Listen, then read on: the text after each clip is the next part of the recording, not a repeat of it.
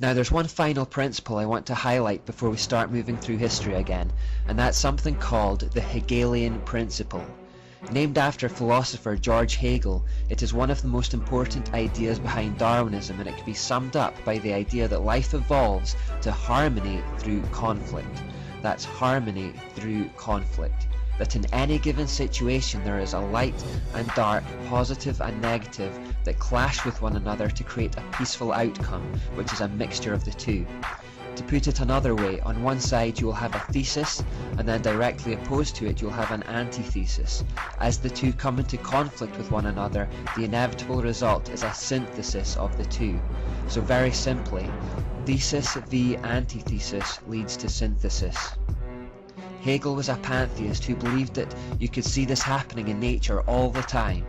Freemasons and occultists everywhere believed that this basic principle could then be used to help bring about a singular one-world order.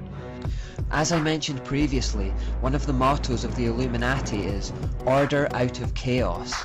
Like eugenics, they attempted to artificially advance a process that they believed was already happening naturally. Because the goal of Satan was to reverse the scattering and fragmentation that had happened in Babylon to return the world to a singular system, the idea was to keep clashing opposing ideologies together to create conflict, which would eventually lead to peaceful solutions and unity, or synthesis in other words. Do this over and over and over, and with the passing of time, all ideas would converge back into a single point. So the idea of the Illuminati was to deliberately set up opposing ideas to one another in the knowledge that the conflict would eventually cause the two to compromise and reach a middle ground. British politics is a great example of the Hegelian principle in action. Originally there was a left-wing Labour Party and a right-wing Conservative Party, and they were very distinct and stood for very different ideas. Through the years of rubbing them up against each other, however, they have both now compromised and gradually moved into the centre ground, to the extent that the British public now has no real choice at the polling office. They are voting for basically the same ideas and the same party dressed in different colours. It's partly through the Hegelian principle that the world is gradually homogenising and separate cultures are beginning to merge into one another.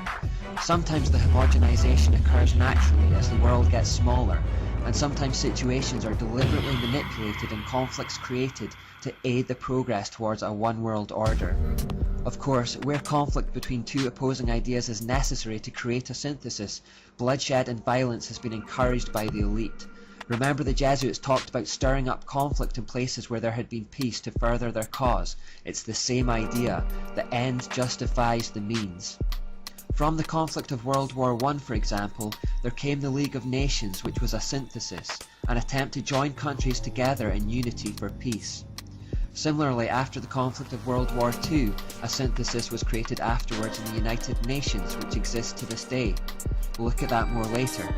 Wars are a win-win situation for the elite because they don't have to fight them personally, they help keep populations down, which is one of their main aims as we have already seen, and commercial enterprises often make a lot of money from them.